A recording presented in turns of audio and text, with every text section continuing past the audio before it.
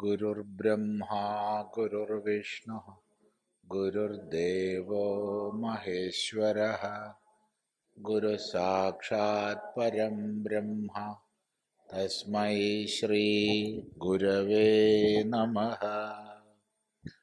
ॐ सदाशिवसमारम्भां शङ्कराचार्यमध्यमाम् अस्मदाचार्यपर्यन्तां वन्दे गुरुपरम्पराम्। ॐ सहना भवतु सहनौ भुनक्तु सह वीर्यङ्करवावहै तेजस्विनावधीतमस्तु मा विद्विषावहै। ओम शांति शांति शांति।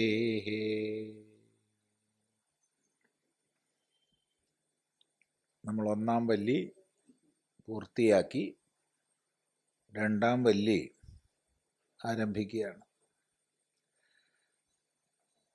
ഭാഷ്യകാരൻ പരിചയപ്പെടുത്തുകയാണ്. പരീക്ഷ ശിഷ്യം വിദ്യായോഗ്യതാം ച അവഗമ്യ ആഹ.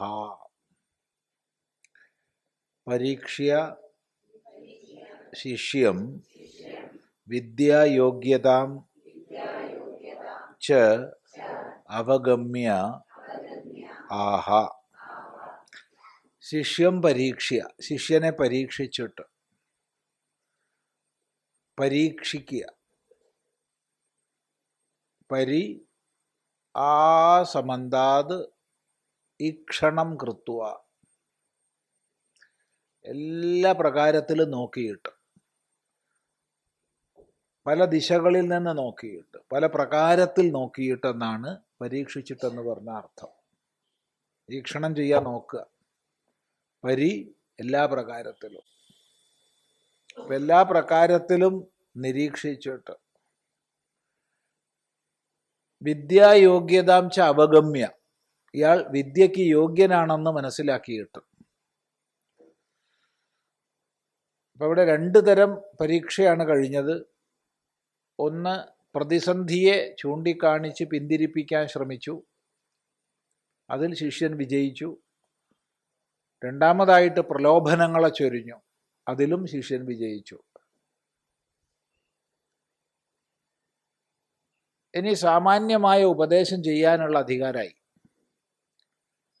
എന്നാൽ അതിസൂക്ഷ്മ ഉപദേശം ചെയ്യാൻ ഇനിയും പരീക്ഷ ബാക്കിയുണ്ട്.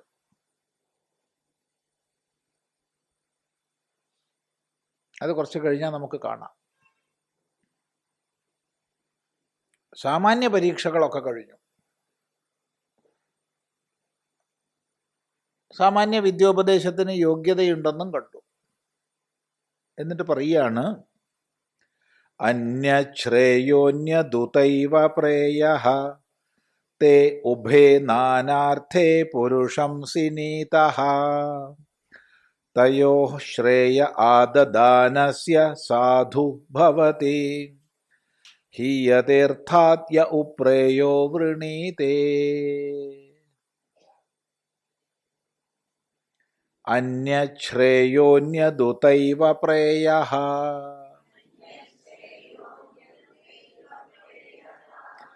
തേ ഉഭേ നാനാർത്ഥേ പുരുഷംസിനീതഃ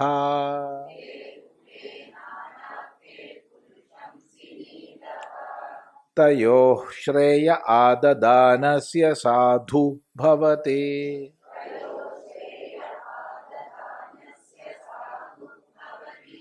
ഹീയതേർത്ഥാദ്യ ഉപ്രേയോ വൃണീതേ.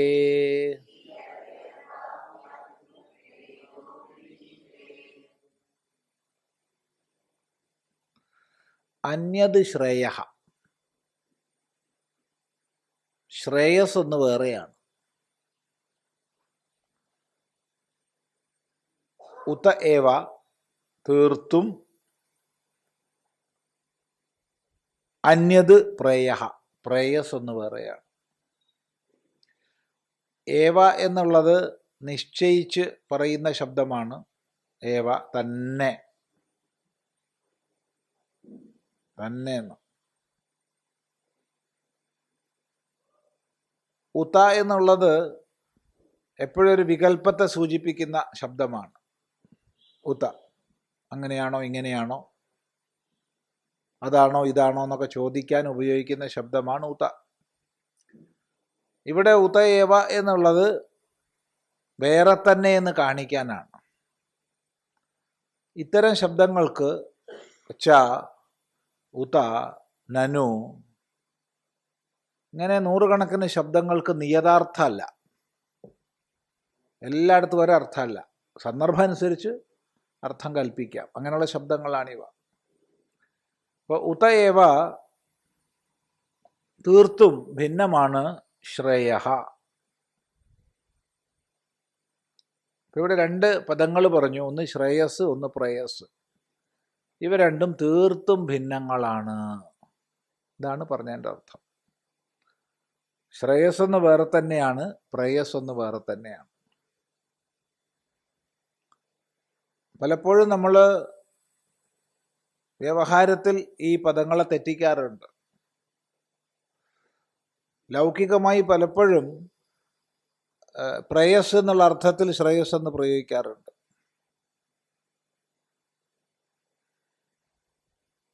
അപ്പോൾ ഇവിടെ ആചാര്യൻ പറയുകയാണ് രണ്ടും രണ്ട് തന്നെയാണ്. തേ ഉഭേ അവ രണ്ടും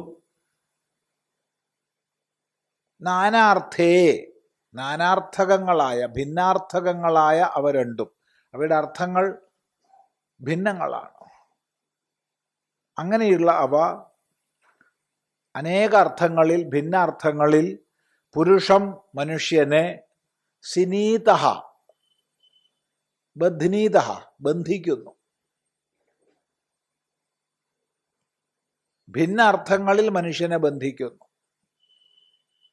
രണ്ടും.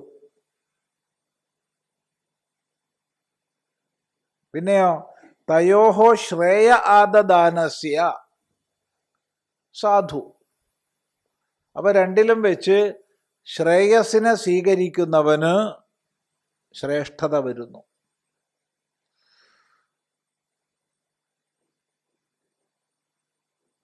അർത്ഥാത് അർത്ഥം കൊണ്ട്, അർത്ഥചിന്ത കൊണ്ട്, യ ഉ പ്രയോ വൃണീതേ യാതൊരുവൻ പ്രേയസിനെ വരിക്കുന്നുവോ സഹ അവൻ ഹീയതേ ക്ഷയിച്ചു പോകുന്നു.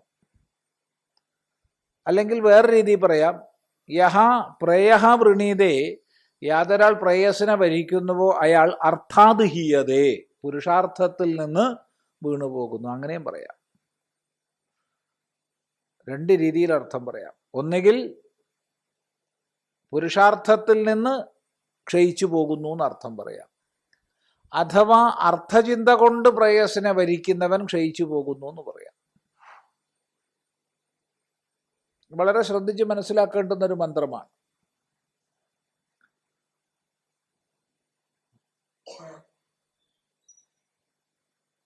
ഇവിടെ പ്രേയസിനെ വരിക്കുന്നവൻ ക്ഷയിച്ചു പോകുന്നു അല്ലെങ്കിൽ പുരുഷാർത്ഥത്തിൽ നിന്ന് നിപതിച്ചു പോകുന്നു എന്ന് പറയുമ്പോൾ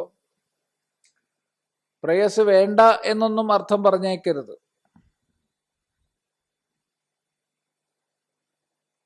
മനുഷ്യനെ സംബന്ധിച്ച് പ്രേയസ് വേണം. പക്ഷേ പരമപുരുഷാർത്ഥത്തിൽ നിന്ന് അവൻ നിപതിച്ചു പോകുന്നു. എല്ലാവരും പരമപുരുഷാർത്ഥത്തിലേക്കൊന്നും എത്തൂലല്ലോ. അപ്പൊ ഇത് ഉപനിഷത്ത് മോക്ഷശാസ്ത്രമാണ്, പരമപുരുഷാർത്ഥത്തിന്റെ ശാസ്ത്രമാണ് ഉപനിഷത്ത്. ആ നിലയ്ക്ക് വേണം ഇതിനെ ഇവിടെ പഠിക്കാൻ. ശ്രദ്ധിക്കുക. ഇപ്പൊ സാമാന്യമായി പ്രിയതമങ്ങളായ വിഷയങ്ങളുടെ പ്രിയകരങ്ങളായ മാർഗങ്ങൾ അതൊക്കെയാണ് പ്രേയസിൻ്റെ താത്പര്യമായിട്ട് വരിക.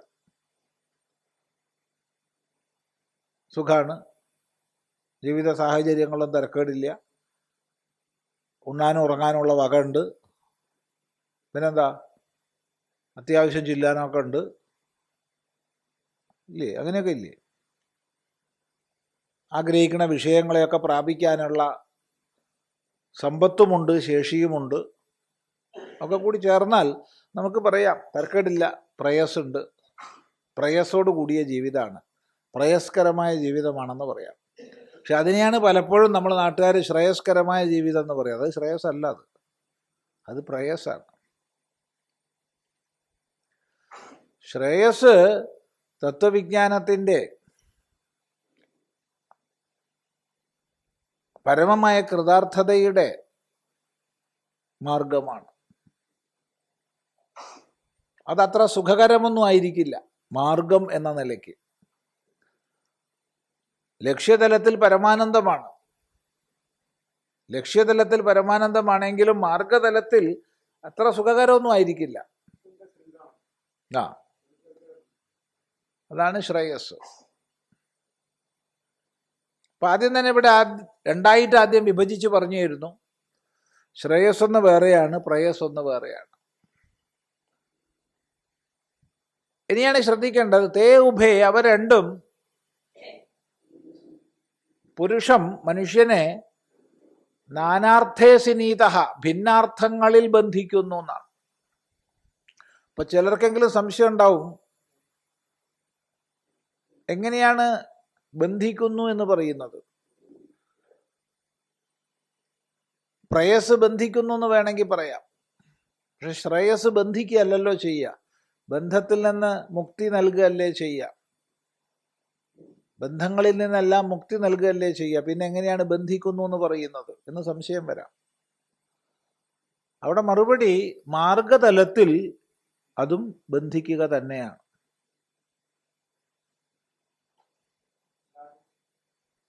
മാർഗതലത്തിൽ ഒരാള് വളരെ തിരക്കിട്ട് പോവുകയാണ്, മര്യാദയ്ക്ക് ഭക്ഷണം പോലും കഴിച്ചിട്ടില്ല. എന്താണ്, എനിക്ക് ആ പണിയുണ്ട്,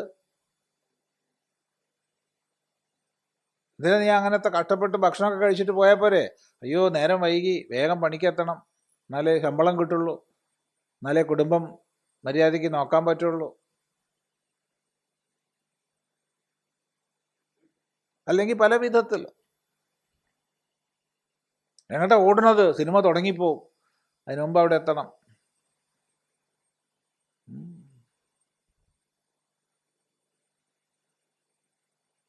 അതുപോലെ തന്നെ വേറൊരാൾ ഓടുകയാണ്. എന്താ നീ ഓടുന്നത്? അയ്യോ സത്സംഗം തുടങ്ങിപ്പോവും, അത് തുടങ്ങുന്നതിന് മുമ്പ് എത്തണം, അല്ലെങ്കിൽ ഇത്ര മണിക്ക് ജപിക്കണം. എന്തിനാണ് നീ മര്യാദയ്ക്ക് കിടന്ന് ഉറങ്ങടോ?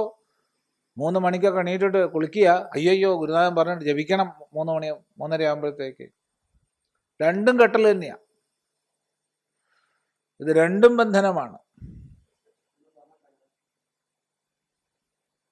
ആര് ഇയാൾ സ്വർണം എന്ന് പറയും, മറ്റേ ആൾ ഇതിനെയാണ് സ്വർണം എന്ന് പറയുക, ആപേക്ഷികമാണ്.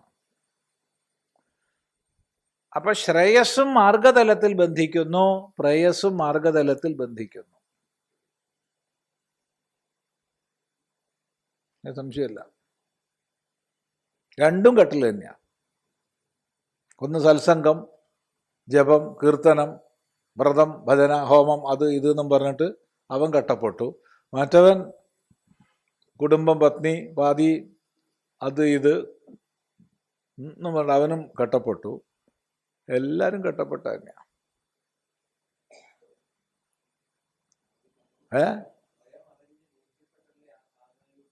അത് തന്നെയാണ്. എന്നാലും അതേ ആയിക്കോട്ടെ, മറ്റേയാളും സ്വയം അറിഞ്ഞിട്ട് തന്നെയാണല്ലോ, പെണ്ണിനെ കണ്ടിട്ട് ഇഷ്ടപ്പെട്ടിട്ട് തന്നെയാണല്ലോ കെട്ടുന്നത്.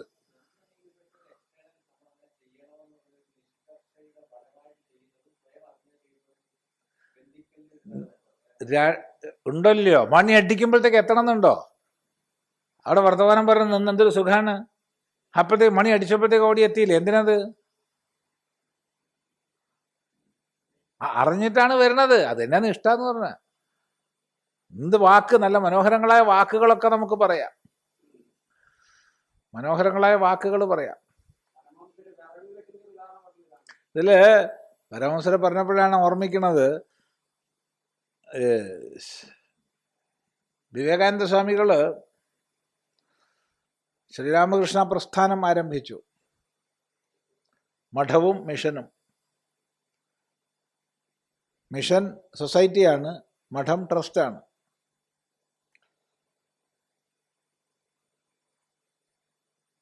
ഒരുപാട് ബ്രാഞ്ചൊന്നുമില്ല. തുടക്കത്തിൽ ആദ്യം ബേലൂരിൽ മാത്രമേ ഉള്ളൂ, കൊൽക്കട്ടയിൽ മാത്രമേ ഉള്ളൂ. അപ്പം എല്ലാവരും ഒരു സ്ഥലത്ത് ഒത്തുകൂടി താമസിക്കുക, അതാണ് ആദ്യത്തെ തീരുമാനം. ഗുരുഭായിമാരെല്ലാവരും ഒന്നിച്ച് താമസിക്കുക. അപ്പോൾ വിവേകാനന്ദ സ്വാമി നിയമം ഉണ്ടാക്കി എല്ലാവർക്കും. രാവിലെ 5 മണിക്ക് എല്ലാവരും എഴുന്നേറ്റ് ഹാളിലെത്തണം. ഹാളിൽ ചെറിയൊരു ഹാളേ അക്കാലത്തുള്ളൂ. എല്ലാവരും കീർത്തനങ്ങൾ ചെയ്യണം ഒന്നിച്ചിരുന്ന്. നിർബന്ധമാണ്, അല്ലാത്തവർക്കൊന്നും ഇവിടെ സാധ്യമല്ല, താമസിക്കാൻ പറ്റില്ല. അത് കഴിഞ്ഞാൽ പോയി കുളിക്കണം. അതൊരു 7-7:30 കുളിയെല്ലാം കഴിയണം.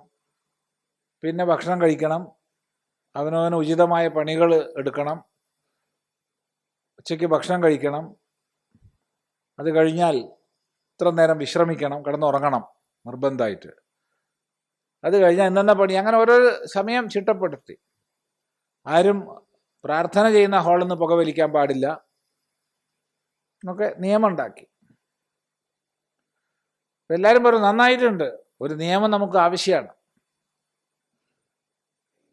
അദ്ഭുതാനന്ദ സ്വാമി പറഞ്ഞു എന്നെക്കൊണ്ട് ഇതിനൊന്നും പറ്റില്ല, ഇതൊന്നും എന്നെക്കൊണ്ട് പറ്റില്ല, ഇതൊക്കെ നരൻ വേണമെങ്കിൽ നരൻ ചെയ്തോളൂ, ഞാൻ പോവാണ്. ഉടനെ വിവേകാനന്ദ സ്വാമി പറഞ്ഞു ഈ നിയമങ്ങളൊന്നും ലാട്ടുവിന് ബാധകമല്ല. ലാട്ടുവിന് തോന്നുമ്പം വരാം, തോന്നുമ്പം പോവാം, തോന്നുമ്പോൾ ഉറങ്ങാം, തോന്നുമ്പോൾ കഴിക്കാം. ബാക്കി എല്ലാവരും ഇത് പാലിച്ചോളണം, താനടക്കം, അല്ലാണ്ട് വേറെ തനിക്ക് വേണ്ടെന്നല്ല.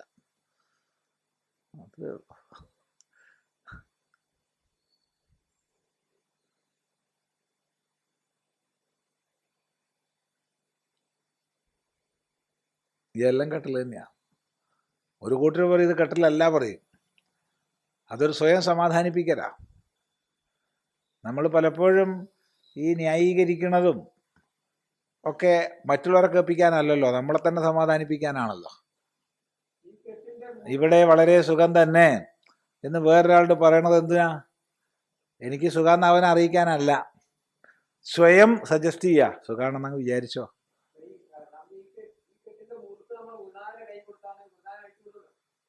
ഗുരുവിന് അതല്ലേ പണി, നിങ്ങളെ കട്ടഴിക്കല്ലേ. അപ്പോ ഏതായാലും ശരി, സിനീതഹ എന്നുള്ള വാക്കാണ് അവിടെ ശ്രുതി ഉപയോഗിച്ചത്, അത് വളരെ ശ്രദ്ധിക്കേണ്ടതാണ്. ബധ്നീതഹ. അപ്പോ ഇല്ല, ഇപ്പോ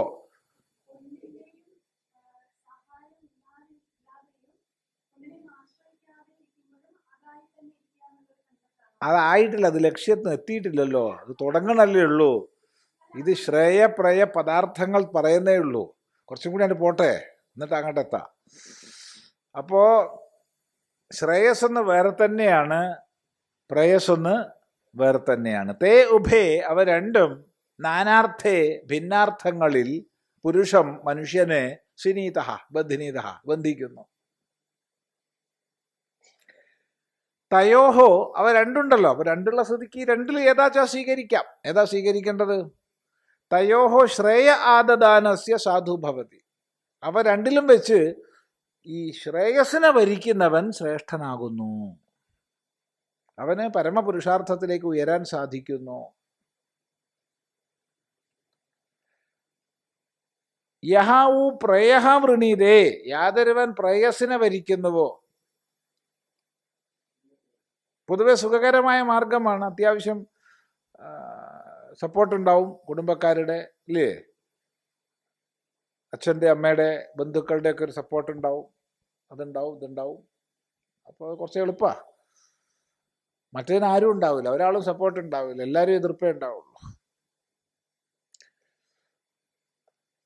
അങ്ങനെ പ്രേയസിനെ വരിക്കുന്നവൻ അർത്ഥാത് പുരുഷാർത്ഥത്തിൽ നിന്ന് ഒരർത്ഥം, അല്ലെങ്കിൽ അർത്ഥചിന്ത കൊണ്ട് പ്രേയസിനെ വരിക്കുന്നവൻ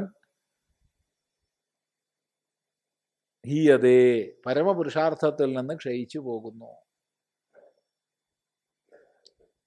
അപ്പൊ ഇതിൽ ഏതാ വേണ്ടത് വെച്ചാൽ തീരുമാനിക്കാനുള്ള സ്വാതന്ത്ര്യം നമുക്ക് ഓരോരുത്തർക്കും ഉണ്ട്. അതുകൊണ്ടാണ് ആദദാനസ്യ എന്ന് പ്രത്യേകിച്ച് പറഞ്ഞത്. എടുക്കുന്നവന്, സ്വീകരിക്കുന്നവന്, ആദാനം ചെയ്യുന്നവനെന്ന് പ്രത്യേകിച്ച് പറഞ്ഞത്. ആദാനം ചെയ്യാനുള്ള സ്വാതന്ത്ര്യം നമുക്കുണ്ട്.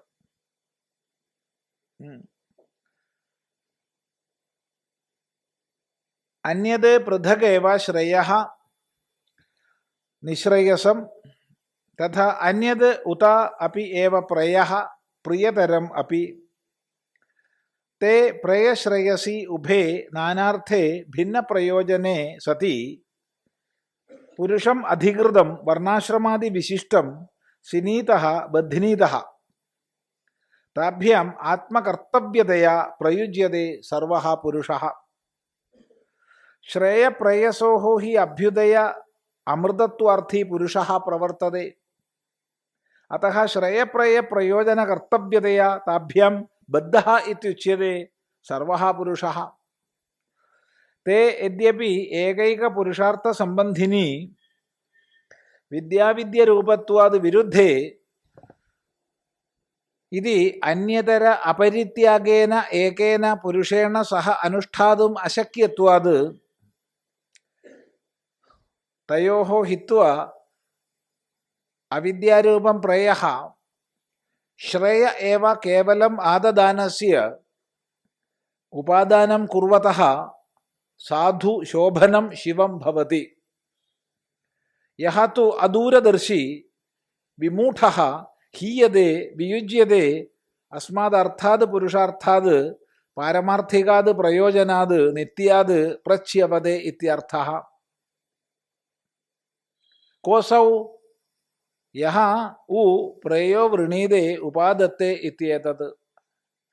നോക്കൂ, അന്യത് പൃഥകേവ ശ്രേയഃ നിശ്രേയസം തഥാ അന്യത് ഉത അപി ഏവ പ്രേയഃ പ്രിയതരമപി തേ പ്രേയശ്രേയസി ഉഭേ നാനാർത്ഥേ ഭിന്നപ്രയോജനേ സതി പുരുഷം അധികൃതം വർണ്ണാശ്രമാദി വിശിഷ്ടം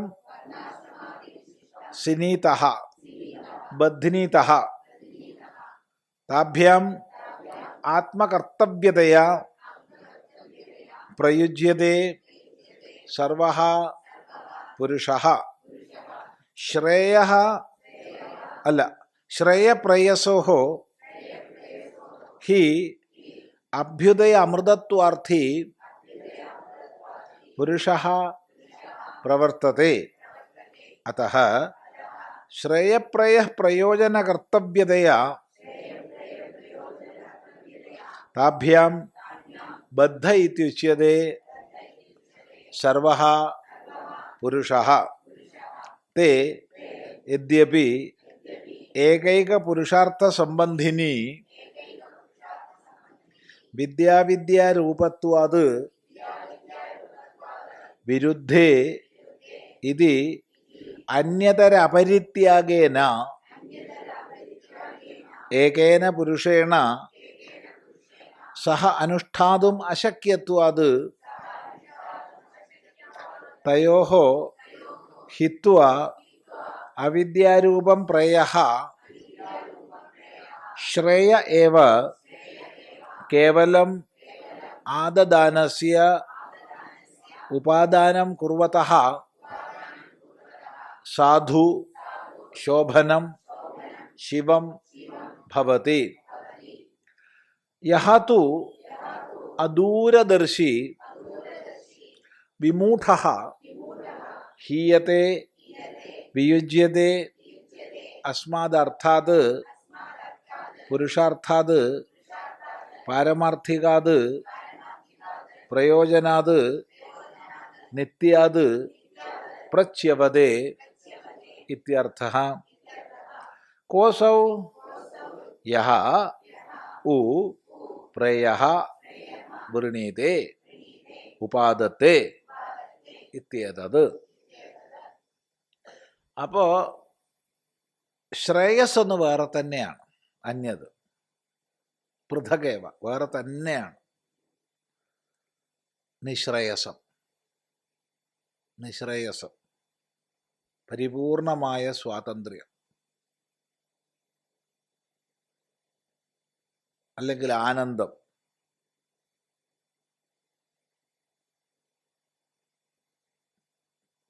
പരിപൂർണമായ സ്വാതന്ത്ര്യത്തിൻ്റെ, നിശ്രേയസത്തിൻ്റെ മാർഗം ഒന്ന് വേറെ തന്നെയാണ്. തഥാ അന്യദുദാപ്യേവ പ്രയഃ പ്രിയതരമപി. അതുപോലെ വേറെ തന്നെയാണ് പ്രയസ്. പ്രിയതരം എന്നാണ് ഭാഷ്യകാരൻ പറയുന്നത്. പ്രിയതരമായത്. താത്കാലികമായിട്ട് നല്ല പ്രിയം ഉണ്ടാവും. തേ പ്രയശ്രേയസി ഉഭേ. അവ ഈ പ്രയശ്രേയസ്സുകൾ രണ്ടും, പ്രയസ്സും ശ്രേയസ്സും രണ്ടും, നാനാർത്ഥേ ഭിന്നപ്രയോജനേ, ഭിന്നപ്രയോജനത്തോടു കൂടിയതാണ്. ഒന്നിൻ്റെ പ്രയോജനം ഒന്നാണ്, മറ്റേതിൻ്റെ പ്രയോജനം വേറെ ഒന്നാണ്. സുഖാണ് അല്ലേ? സുഖാണ്. അത്യാവശ്യം നല്ല വീടുണ്ട്, വീട്ടുകാരിയുണ്ട്, അല്ലെങ്കിൽ വീട്ടുകാരനുണ്ട്, കുട്ടികളൊക്കെ തിരക്കേടില്ല, ഒക്കെ സ്നേഹമുണ്ട്, അത്യാവശ്യം വരുമാനമുണ്ട്, കൃഷിയൊക്കെ ഉണ്ട്, നാട്ടിലും ഒരു സൽപ്പേരൊക്കെ ഉണ്ട്, തിരക്കേടില്ല, ഒരു മാന്യനാന്ന് നാലാൾ പറയും. അതാണ് പ്രേയസിൻ്റെ ഫലം. അതാണ് നല്ലത് തന്നെ, ദോഷമൊന്നുമില്ല, അതിന് ദോഷം ഒരിക്കലുമില്ല. അതാണ് പ്രേയസ്. അത് പ്രിയതരമാണ്, പ്രിയതരമാണ്.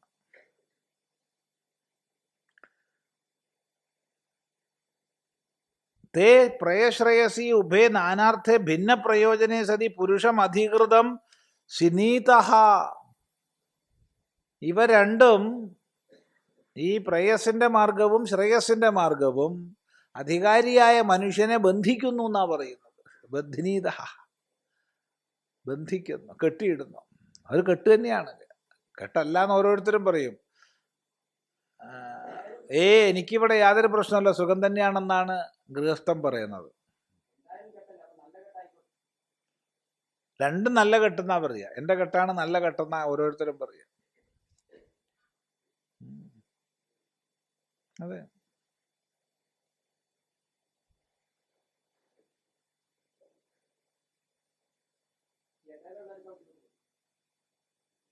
ഇടയിലാരും ഉണ്ടാവരുത്.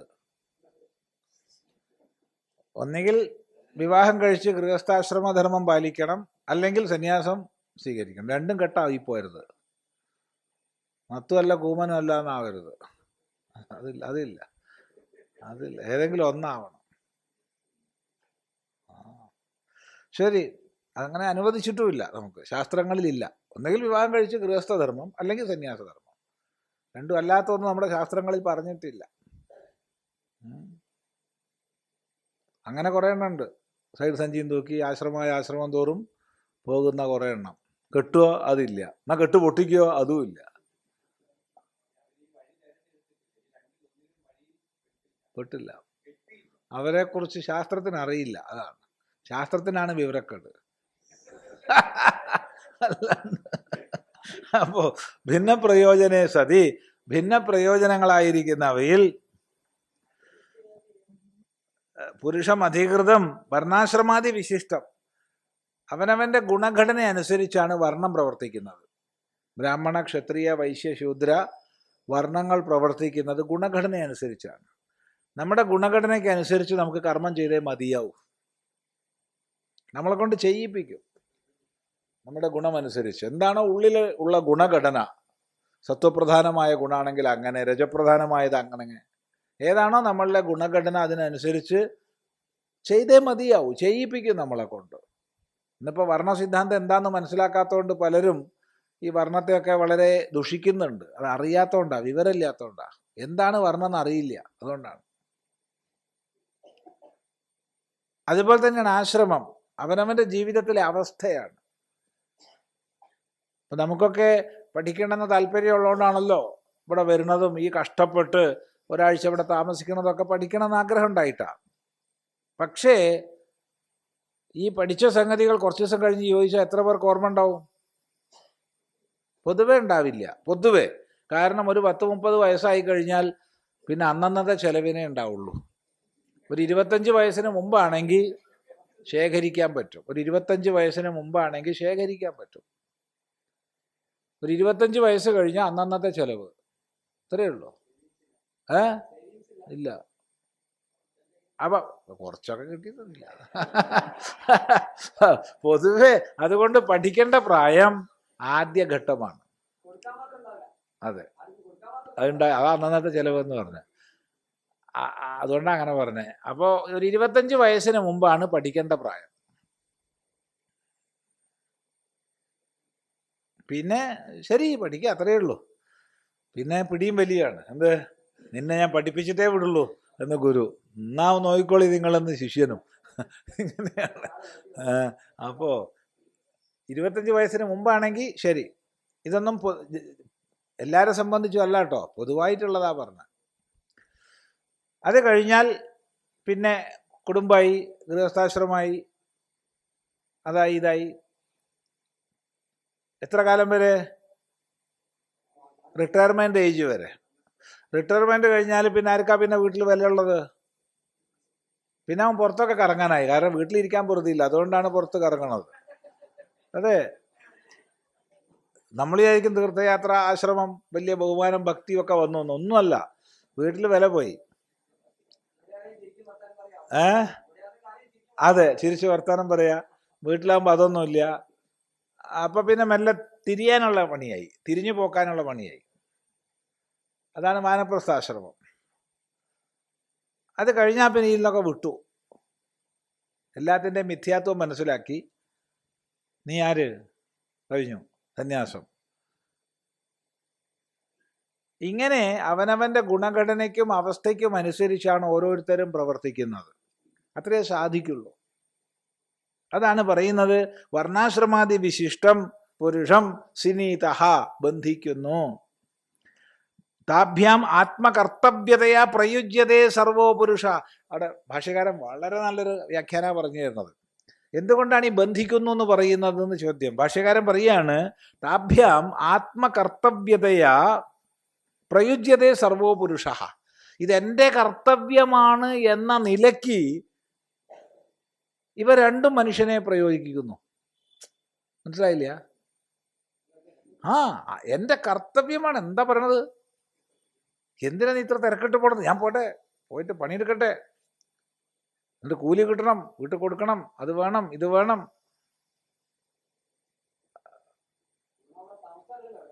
അതാണ് തമസ് രജസ് ഒന്നും പറഞ്ഞിട്ടില്ല, ബന്ധിക്കുന്നു. മറ്റേയാൾ, നീ എന്തിനാ ഇപ്പം തിരക്കിട്ട് പോകണം? ജപിക്കട്ടെ, ജപിക്കാനായി നേരം, കുറച്ച് പതുക്കെ പോയിക്കോളൂന്നേ. അയ്യോ സമയം വൈകിപ്പോവും.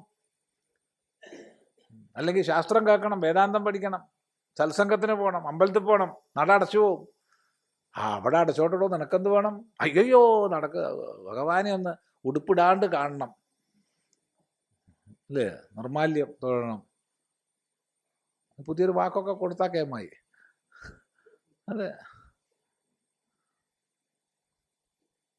അപ്പോൾ ഒരാൾ അങ്ങനെ ബന്ധിക്കപ്പെടുന്നു, മറ്റേ ഇങ്ങനെ ബന്ധിക്കപ്പെടും, അല്ലേ? ശരിയല്ലേ? ഇപ്പം തന്നെ വീട്ടിൽ നിന്നൊക്കെ ഓടി വരുമ്പോൾ എന്തൊക്കെ ചോദ്യം, എന്തിനാ എങ്ങനെ പോണത്? ചോദ്യമുണ്ട്. ചോദ്യമൊക്കെ കേട്ടിട്ടാ വരുന്നത്. രണ്ടുപേരും ബന്ധിക്കപ്പെട്ടിരിക്കുക. അതാണ് ആത്മകർത്തവ്യതയാ പ്രയോജ്യത. ആ വാക്ക് എല്ലാവരും ഒന്ന് എഴുതി വെക്കുക. അത്രയും നല്ലൊരു വാക്കാണ് ആത്മകർത്തവ്യതയാ പ്രയോജ്യത. ഇതെൻ്റെ കർത്തവ്യമാണെന്ന രീതിയിൽ ഓരോരുത്തരും ബന്ധിക്കപ്പെടുകയാണ്. ശ്രേയപ്രയസോ ഹി അഭ്യുദയ അമൃതത്വാർത്ഥി പുരുഷ പ്രവർത്തതേ. അഭ്യുദയം ആഗ്രഹിക്കുന്നവൻ പ്രയസിൻ്റെ മാർഗത്തിലും അമൃതത്വത്തെ ആഗ്രഹിക്കുന്നവൻ ശ്രേയസിൻ്റെ മാർഗത്തിലും പ്രവർത്തിക്കുന്നു. രണ്ടുപേരും പ്രവർത്തിക്കുന്നു. അഭ്യുദയം ആഗ്രഹിക്കുന്നവൻ ജീവിതത്തിൽ എല്ലാ പ്രകാരത്തിലുള്ള ഉയർച്ച വേണം, ഉയർന്നു പോകണം. നമ്മളൊക്കെ കുട്ടികളോടൊക്കെ പറയാറുണ്ട്, ഉയർന്നു പോകാൻ ആഗ്രഹിക്കണം. എന്താ ഉയർച്ച എന്ന് അവൻ ചോദിച്ചാൽ മറുപടിയില്ല. നല്ല കാലത്തിന് ആരും ചോദിക്കാറില്ല. എല്ലാവരും മക്കളെ പഠിച്ചു ഉയരാൻ ആഗ്രഹിക്കണം എന്നൊക്കെ പറയാറുണ്ട്. എന്താ സ്വാമി ഉയർച്ച എന്ന് ചോദിച്ചാൽ എന്താ പറയുക? അത്രേ പറയാൻ പറ്റൂ. അപ്പോ അഭ്യുദയാർത്ഥി, ജീവിതത്തിൽ ഉയർച്ച വേണമെന്ന് ആഗ്രഹിക്കുന്നവൻ പ്രയസിൻ്റെ മാർഗത്തിലും അല്ല ഇതൊന്നും അല്ല എൻ്റെ ജീവിതത്തിൻ്റെ ലക്ഷ്യം, അമൃതത്വമാണ്, മരണത്തിനപ്പുറത്തെത്തുകയാണ് എന്ന് അറിയുന്നവൻ നിശ്രേയസത്തിൻ്റെ മാർഗത്തിലും പ്രവർത്തിക്കുന്നു. അതഃ ശ്രേയപ്രയ പ്രയോജന കർത്തവ്യതയാ താഭ്യാം ബദ്ധ ഇത്യുച്യതേ സർവോ പുരുഷഃ. അതുകൊണ്ട് ഈ ശ്രേയപ്രയ പ്രയോജനങ്ങൾ കർത്തവ്യങ്ങളാക്കി എടുക്കുന്നത് കൊണ്ട് അവയാൽ മനുഷ്യൻ ബന്ധിക്കപ്പെട്ടു എന്ന് പറയുന്നു. കർത്തവ്യമായി തോന്നിക്കഴിഞ്ഞാൽ പിന്നെ ചെയ്യണ്ടേ? വേണം. രാവിലെ തന്നെ ഗായത്രി ജപിക്കുക അല്ലേ? വേണം. ഇല്ലാത്ത ഒരു സുഖമില്ല. ഇന്നൊരു സുഖമല്ല സ്വാമി. എന്താണ് സുഖമില്ലാത്ത? ഞാൻ ജപിച്ചില്ല, അന്ന് വേണ്ടതുപോലെ ജപിക്കാൻ പറ്റിയില്ല. അത് ശരിയാ, ആത്മകർത്തവ്യതയാ തോന്നാൻ. ഇന്ന് പൂജ ചെയ്തില്ല, സങ്കടം. അങ്ങനെ ഓരോന്നല്ല. മറ്റവനെ ഇന്ന് കള്ളു കുടിച്ചില്ല, അതുകൊണ്ട് സുഖമില്ല, കുറച്ചൊന്ന് കുടിക്കേണ്ടതാണ്. ഇതിലിപ്പം ഒരാൾ മറ്റേയാളെ കുറ്റം പറയും. രണ്ടും ശരിയല്ല. ഏതാണോ അവനവന് സന്തോഷം അത് അവനവൻ ചെയ്യട്ടെ, നമുക്കെന്ത് വേണം?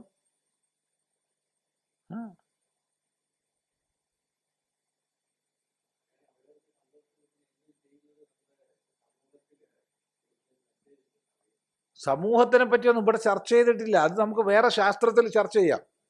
അത് നമുക്ക് ധർമ്മശാസ്ത്രം ചർച്ച ചെയ്യുമ്പം പറയാം. സമൂഹത്തെക്കുറിച്ച്, ധർമാധർമ്മങ്ങളെക്കുറിച്ച്, ചെയ്യേണ്ടതും ചെയ്യരുതാത്തതും, അതൊക്കെ നമുക്ക് ധർമ്മശാസ്ത്രം ചർച്ച ചെയ്യാം. ഇതിപ്പോൾ നമ്മൾ വേദാന്താണ് പഠിക്കുന്നത്.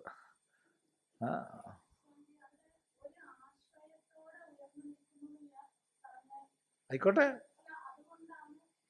ആശ്രയത്തിൽ നിൽക്കുന്നു. അതേ ആശ്രയമുണ്ടല്ലോ, പിടുത്തുണ്ടല്ലോ, അത് വിട്ടിട്ടില്ലല്ലോ. അവിടെ ഗുരുവുണ്ട്, ശ്രവണമുണ്ട്, മനനമുണ്ട്, നിധിധ്യാസനമുണ്ട്, എല്ലാം ഉണ്ട്. മറ്റേയാൾക്ക് വീടുണ്ട്, ഭാര്യയുണ്ട്, കുട്ടികളുണ്ട്, ഭർത്താവുണ്ട്, വരുമാനമുണ്ട്, പെൻഷനുണ്ട്, ഒക്കെ ഉണ്ട്. എന്തെങ്കിലുമൊക്കെ എല്ലാവർക്കും ഉണ്ട്. രണ്ടു കൂട്ടരും കെട്ടപ്പെട്ടവർ തന്നെയാണ്.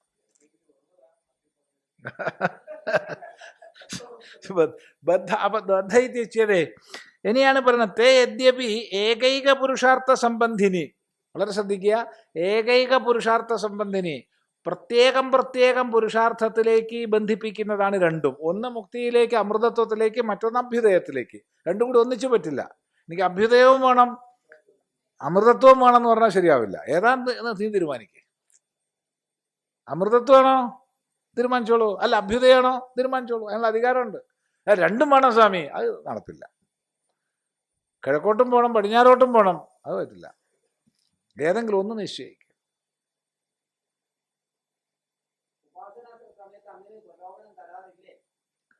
അതൊക്കെ ഉണ്ട്, അതൊക്കെ തരും. രണ്ടും ഒന്നിച്ച് കിട്ടും. അതാണ് അത്. ഉപാസനാ മാർഗത്തിലേക്ക് പ്രവർത്തിപ്പിക്കാൻ വേണ്ടിയിട്ട് ഗുരുനാഥന്മാർ പറയും, എടോ ഇതുകൊണ്ട് പ്രേയസം കിട്ടും ശ്രേയസം കിട്ടും എന്നൊക്കെ പറയും. പക്ഷെ മുന്നോട്ട് പോയി നോക്കുമ്പോൾ മനസ്സിലാവും അതില്ല. അപ്പോ അതുകൊണ്ട് യദ്യപി ഏകൈക പുരുഷാർത്ഥ സംബന്ധിനിയാണിവ. വിദ്യാരൂപത്വം. അത് ഒന്ന് വിദ്യാരൂപമാണോ എന്ന് അവിദ്യാരൂപമാണ്. അതുകൊണ്ട് വിരുദ്ധങ്ങളാണ്. വിരുദ്ധങ്ങളായതുകൊണ്ട് വിരുദ്ധേ ഇത് അന്യതര അപരിത്യാഗേന ഏകേന പുരുഷേണ സഹാനുഷ്ഠാതും അശക്യത്വാത്. ഒന്നിനെ ഉപേക്ഷിക്കാതെ മറ്റത് അനുഷ്ഠിക്കാൻ പറ്റില്ല. എനിക്ക് കല്യാണവും വേണം സന്യാസവും വേണം എന്ന് പറഞ്ഞാൽ ശരിയാവില്ല. സന്യാസം കഴിഞ്ഞിട്ട് കല്യാണം ആവാം, അല്ലെങ്കിൽ കല്യാണം കഴിഞ്ഞിട്ട് സന്യാസം ആവാം, രണ്ടും ആവാം. പക്ഷെ രണ്ടും ഒന്നിച്ചു പറ്റില്ല, ഇല്ലേ? എനിക്ക് ഹോമം ചെയ്ത് സ്വർഗപ്രാപ്തിയും വേണം, യാഗവും ചെയ്യണം, സന്യാസവും വേണം എന്ന് പറഞ്ഞാൽ ശരിയാവില്ല. നീ ഒന്ന് തീരുമാനിക്കണം, യാഗാണോ വേണ്ടത് ആ വഴിക്ക് പോയിക്കോ, സന്യാസമാണോ വേണ്ടത് ആ വഴിക്ക് പോയിക്കോ. രണ്ടും കൂടെ ഒന്നിച്ചു പറ്റില്ല. അതുകൊണ്ട് രണ്ടും ഒന്നിച്ചനുഷ്ഠിക്കാൻ കഴിയാത്തത് കൊണ്ട് തയോഹോ ഹിത്വ അവിദ്യാരൂപം പ്രയഹ. അവിദ്യാരൂപമാണ് പ്രയസ് എന്ന് മനസ്സിലാക്കിയിട്ട് അതിനെ ഉപേക്ഷിക്കുന്ന ആള്. അപ്പൊ ഇത് നമ്മൾ ഉപനിഷത്ത് പഠിക്കുമ്പോൾ ഇങ്ങനെ പഠിക്കും. വേറെ ചില സ്ഥലത്തൊക്കെ തിരിച്ചു പഠിക്കും കേട്ടോ. ഈ സന്യാസിമാര് പ്രത്യേകിച്ച് മൊട്ടകള് അടുപ്പിക്കരുത് അവരെ, അവർ മഹാഭാവികളാണെന്നൊക്കെ പറയുന്നത് വേറെ സ്ഥലത്ത് പഠിക്കും. ലക്ഷണം കെട്ടവരാണ്, അവരൊരു സ്ഥലത്തേക്ക് പോകുമ്പോൾ തന്നെ കാണാൻ കൊള്ളില്ല, അത്ര വൃത്തികെട്ടതാണെന്ന് പറയുന്ന വേറെ ആൾക്കാരുണ്ടാവും. അത് ഓരോരുത്തരും അവനവൻ്റെ ശാസ്ത്രമാണല്ലോ പോഷിപ്പിക്കുക. ഏത് വേണമെന്ന് നമുക്ക് തീരുമാനിക്കാം, അതിന് വിരോധമില്ല. അങ്ങനെ ഉണ്ടാവും. അപ്പോ ഈ ഇങ്ങനെ ഇത് മനസ്സിലാക്കിയിട്ട് അവിദ്യാരൂപമായ പ്രേയസിനെ ഉപേക്ഷിച്ച് ആരാണോ ശ്രേയഃ ഏവ കേവലം ആദദാനസ്യ ഉപാദാനം കുർവതഃ, ശ്രേയസ്സിനെ മാത്രം വരിക്കുന്നവൻ, ശ്രേയസ്സിന്റെ മാർഗത്തെ വരിക്കുന്നവൻ, സാധു ശോഭനം ശിവം ഭവതി, അവന് ശ്രേഷ്ഠത കൈവരുന്നു. ശോഭനം. ഓരോരുത്തർക്കും അവരവരുടെ ജീവിത വീക്ഷണങ്ങൾ, ആ ജീവിത വീക്ഷണങ്ങളെ കരുപ്പിടിപ്പിച്ച അനുഭവങ്ങൾ, എല്ലാവർക്കും അവരവരുടേതായ സമ്പത്തുണ്ടാവും. ഈ ഇരിക്കുന്ന എല്ലാവർക്കും അതിൽ ഒരാളുടെ സമ്പത്തായിരിക്കില്ല മറ്റൊരാളുടെ സമ്പത്ത്. അവനവൻ്റെ വീക്ഷണത്തെ കരുപ്പിടിപ്പിച്ച ഘടകങ്ങൾ ഭിന്നങ്ങളായിരിക്കും ഈ ഇരിക്കുന്ന ഓരോരുത്തർക്കും. പക്ഷെ എപ്പോഴും ജീവിതത്തെ നിരീക്ഷിക്കുകയും അതിൽ നിന്ന് പാഠങ്ങളെ ഉൾക്കൊള്ളുകയും ചെയ്യുന്നുണ്ടെങ്കിൽ ഇത് കരുപ്പിടിപ്പിക്കാൻ സാധിക്കും. അത്രയേ ഉള്ളൂ. ജീവിതത്തിൽ നൂറുകണക്കിന് സന്ദർഭങ്ങളുണ്ട്. നമ്മളെ ജീവിതത്തിൽ വ്യക്തിപരമായിട്ട് നൂറുകണക്കിന് സന്ദർഭങ്ങൾ, എത്രയോ മഹാന്മാരുമായിട്ടുള്ള സമ്പർക്കങ്ങളും അവരുടെ ഉപദേശങ്ങളും ഒക്കെ ഇപ്പോൾ ഇത് പറയുമ്പോൾ ഓർമ്മ വരുന്നുണ്ട്. അതിൽ പലപ്പോഴും പറയാറുള്ള, ഇവിടെ തന്നെ ആയിരക്കണക്കിന് പ്രാവശ്യം പറഞ്ഞിട്ടുള്ള ഒന്ന് ആവർത്തിക്കാം. ആയിരക്കണക്കിന് പ്രാവശ്യം ഇവിടെ പറഞ്ഞതാണ്. എങ്കിലും ഈ ഒരു മന്ത്രത്തിൻ്റെ വ്യാഖ്യാനത്തിൽ പറയാൻ തോന്നുകയാണ്. നമ്മളെ വ്യക്തിപരമായി എന്നെ സംബന്ധിച്ച് എൻ്റെ ജീവിതമാർഗം സന്യാസത്തിൻ്റെ മാർഗമാണ് എന്ന് തീരുമാനിക്കുന്ന ഘട്ടം. പക്ഷെ ആ തീരുമാനത്തിൽ ദൃഢത കൈവന്നിട്ടില്ല. ആ ദൃഢത കൈവരുന്ന ഘട്ടം, അത്രയേ ഉള്ളൂ. അന്ന് ഡിഗ്രിക്ക് പഠിക്കുന്ന കാലമാണ്. അപ്പം നമ്മൾ ഏറ്റവും അധികം ആദരിക്കുന്ന മഹാപുരുഷനാണ് രംഗനാഥാനന്ദ സ്വാമികൾ. ഇപ്പോൾ സ്വാമിജിയുടെ പ്രഭാഷണമുണ്ട് എറണാകുളത്ത് ഭാരതീയ വിദ്യാഭവനിൽ. അവിടത്തേക്ക് പോയി പ്രഭാഷണം കേട്ടു.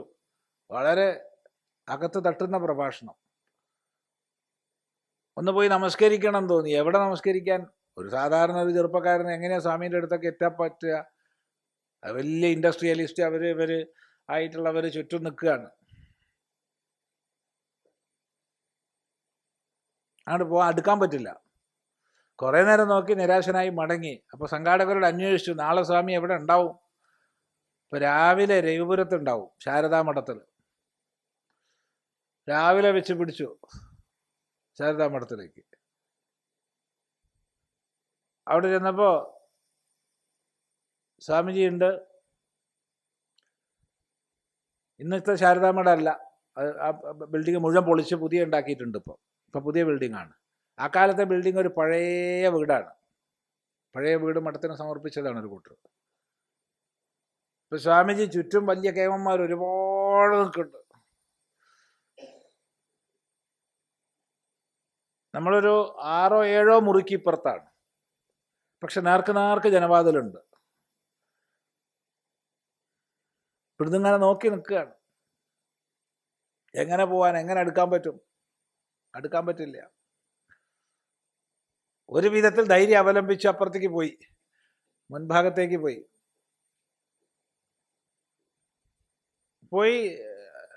ആ ചെറുപ്പക്കാരൻ നിൽക്കുന്ന കണ്ടപ്പോൾ സ്വാമിക്ക് എന്തോ ഒരു സ്നേഹമോ കൃപയോ എന്തോ തോന്നി വിളിച്ചു.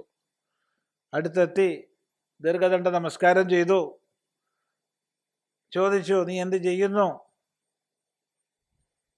ഞാൻ ഡിഗ്രിക്ക് പഠിക്കുകയാണ്. എന്തിനാണ് പഠിക്കണത്? ബികോമിനാണ്. നന്നായല്ലോ. ഇത് കഴിഞ്ഞ ഉടനെ നിനക്ക്, ഇംഗ്ലീഷിലാണ്, ഞാൻ മലയാളത്തിലേക്കാക്കി പറയുന്നു എന്ന് മാത്രം, ബികോം കഴിഞ്ഞാൽ ഉടനെ നിനക്ക് CA ചേരാം. അല്ലെങ്കിൽ വേണ്ട, CA വേണ്ട. CA വളരെ ഇപ്പോൾ നല്ലത് CS ആണ്. ഇപ്പോൾ CS ചേരാം. CS ആകുമ്പം പാസ്സായ പിറ്റേന്ന് കമ്പനി സെക്രട്ടറി ആയിട്ട് ജോലി കിട്ടും, നല്ല ശമ്പളം കിട്ടും. എന്നിട്ട് പിന്നെ സ്വാമിയുടേതായ ചമൽക്കാരമാണ്, നല്ല സുന്ദരിയായ, കാണാൻ കൊള്ളാവുന്ന, നല്ല മിടുക്കിയായ ഒരു പെണ്ണിനെ കല്യാണം കഴിക്കാം. എന്നിട്ട് എന്നും പറഞ്ഞിട്ടൊരു നോട്ടം കണ്ണിലേക്ക്, വേറെ ഒന്നും പറഞ്ഞില്ല, അത്രയേ ഉള്ളൂ. ആൻഡ് ഇൻ ദി എൻഡ് എന്തൊക്കെയാ വാക്കുകൾ, you can Mari A beautiful pretty looking cute girl എന്നൊക്കെ പറഞ്ഞിട്ട് അങ്ങനെയാണ്. അപ്പൊ ഈ കുട്ടിയുടെ ഹൃദയം അങ്ങനെ മിടിക്കുകയാണ്. മിടിക്കാൻ കാരണം എന്താന്ന് ചോദിച്ചാൽ, വീട്ടിലെ ഏട്ടന്മാർ CS ആണ്. യവനെയും CS പഠിപ്പിക്കണം എന്നാണ് അച്ഛൻ്റെ ആഗ്രഹം. ഇല്ല, ഞാൻ സന്യാസമാണെന്നാണ് തൻ്റെ നിശ്ചയം. അതിന് രണ്ടിൻ്റെ സംഘർഷമുണ്ട്. അപ്പൊ ഈ സ്വാമി ഇതൊന്നും അറിയാണ്ട്, സ്വാമി എന്താ പറയണത്, CS ആ പറയണത്.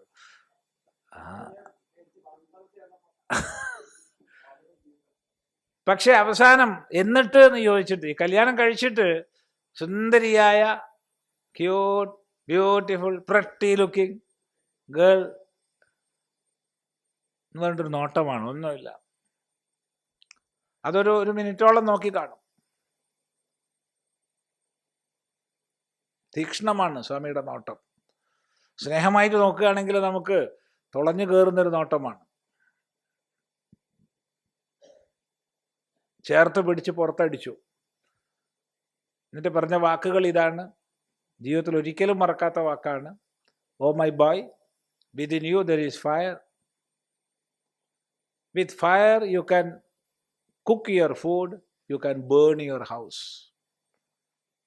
യൂസ് കൺസ്ട്രക്റ്റീവ്ലി എന്ന് മാത്രം പറഞ്ഞു, വേറൊന്നുമില്ല. നിൻ്റെ ഉള്ളിൽ അഗ്നിയുണ്ട്, അഗ്നി കൊണ്ട് പാചകം ചെയ്യാം ഭക്ഷണം, അഗ്നി കൊണ്ട് താമസിക്കുന്ന വീട് കത്തിക്കുകയും ചെയ്യാം. ആലോചിച്ച് ഉപയോഗിക്കുക. പിന്നെ അവിടെ നിൽക്കാൻ വയ്യ. പിന്നെ സ്വാമിനെ നമസ്കരിക്കുകയും ചെയ്തില്ല, ഓരോറ്റ പോക്കാണ്.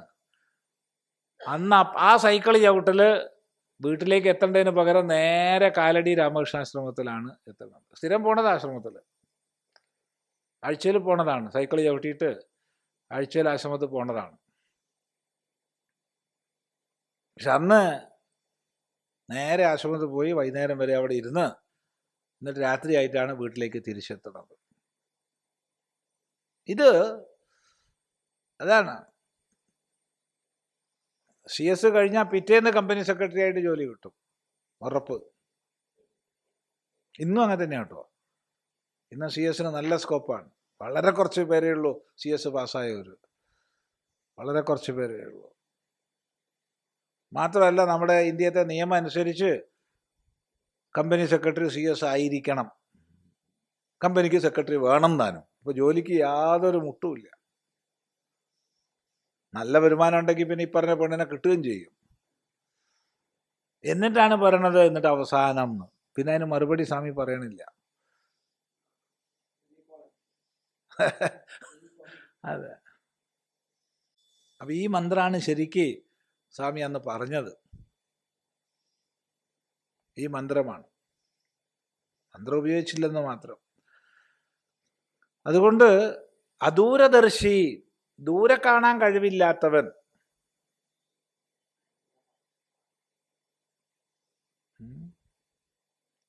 ദൂരെ കാണാൻ കഴിവില്ലാത്തവൻ, തൽക്കാലത്തെ കാര്യം മാത്രം നോക്കുന്നവൻ, അവനെന്ത് ചെയ്യും? വിമൂഢനായിട്ട് ഹീയതേ വിയുജ്യതേ, ക്ഷയിച്ചു പോകും.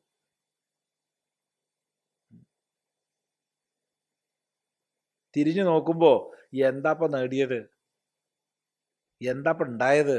ഈ തിരിഞ്ഞു നോക്കുന്ന ഒരു സമയം വരില്ല. എപ്പോഴാണത്?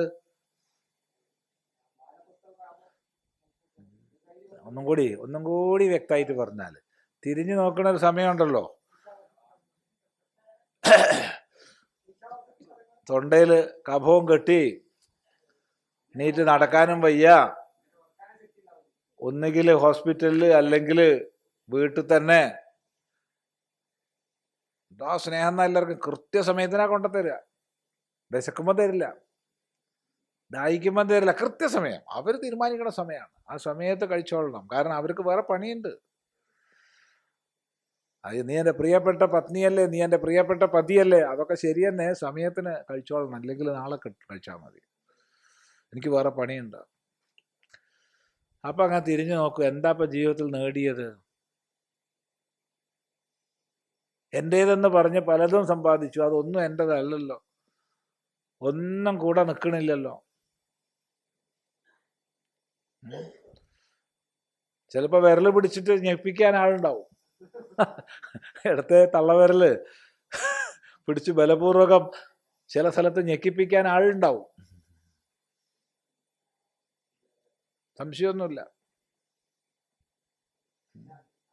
എൻ്റേതെന്ന് വിചാരിച്ചത് ഒന്നും ഇപ്പം കൂടെ നിൽക്കുന്നില്ല, ഒന്നും.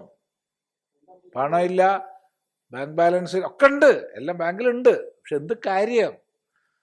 ഇഷ്ടംപോലെ വക ഉണ്ട്, കുടിക്കാൻ പറ്റണ്ടേ, തൊണ്ടേന്ന് ഇറങ്ങണ്ടേ?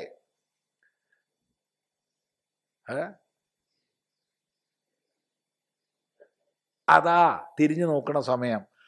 അപ്പൊ തിരിഞ്ഞു നോക്കുമ്പോ കിമഹം സാധുനാകരവം, എന്തുകൊണ്ട് ഞാൻ നല്ലത് ചെയ്തില്ല ആ സമയത്ത്? മക്കളെന്നും പറഞ്ഞ് മുഴുവൻ അവർക്ക് വേണ്ടി ചെയ്തപ്പോൾ ഞാൻ സമൂഹത്തെ ഓർത്തില്ലല്ലോ, പാവപ്പെട്ടവരെ ഓർത്തില്ലല്ലോ, വിശക്കുന്നവരെ ഓർത്തില്ലല്ലോ.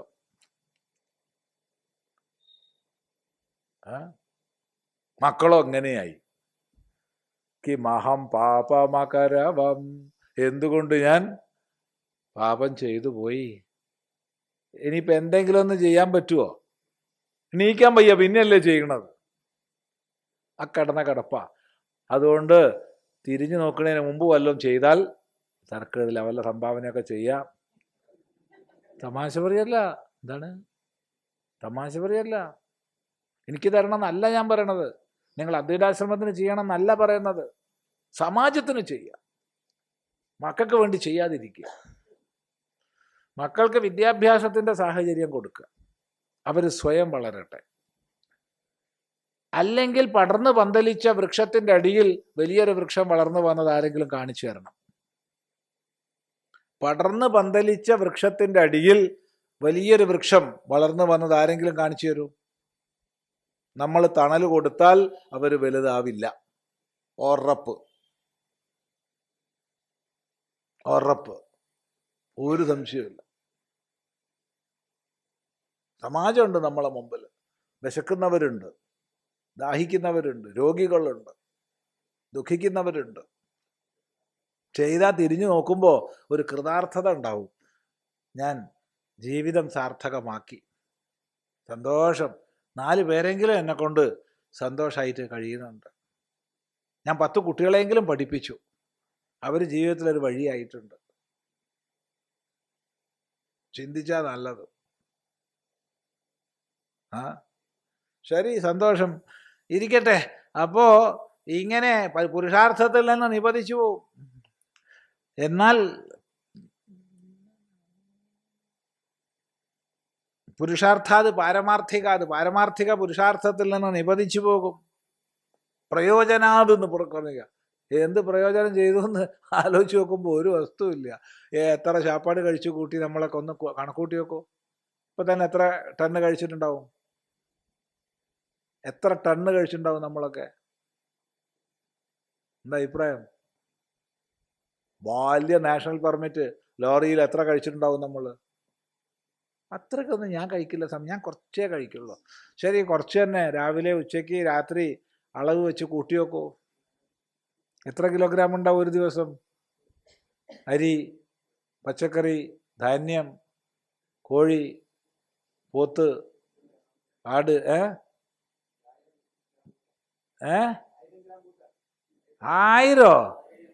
1000 ഒന്നും പോരാ, 1000 ഒന്നും പോരാ. ശരി, വേണ്ട, നാളെ പറഞ്ഞുതരാം.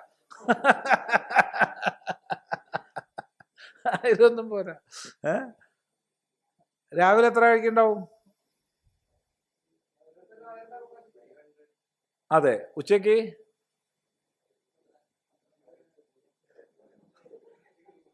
വൈകുന്നേരം, രാത്രി, ഇടനേരത്ത് അതിനെ 30 കൊണ്ട് ഗുണിക്കുക, അതിനെ 12 കൊണ്ട് ഗുണിക്കുക, അതിനൊരു 60 കൊണ്ട് ഗുണിക്കുക. 60 വയസ്സാവുമ്പോഴത്തേക്ക് എത്ര ടണ്ണായി എന്ന് കൂട്ടി നോക്കൂ. ഇത്രയും നമ്മൾ കഴിച്ച് തീർത്തിരിക്കുക, ഈ കുടൽ ഇതിൻ്റെ ഉള്ളിലൂടെ അങ്ങനെ ഇട്ടിരിക്കുക. എന്നിട്ട് തിരിഞ്ഞു നോക്കുമ്പോൾ ജീവിതം കൊണ്ടൊരു പ്രയോജനം ഉണ്ടായില്ല എന്ന് പറഞ്ഞാൽ കഷ്ടമല്ലേ അത്? മഹാപാപല്ലേ അത്? ആർക്കെങ്കിലും പ്രയോജനം ഉണ്ടാവണ്ടേ ഇതിനെ കൊണ്ട്? എനിക്കും ഉണ്ടായില്ല, പോട്ടെ, ആർക്കെങ്കിലും ഒരു പ്രയോജനം.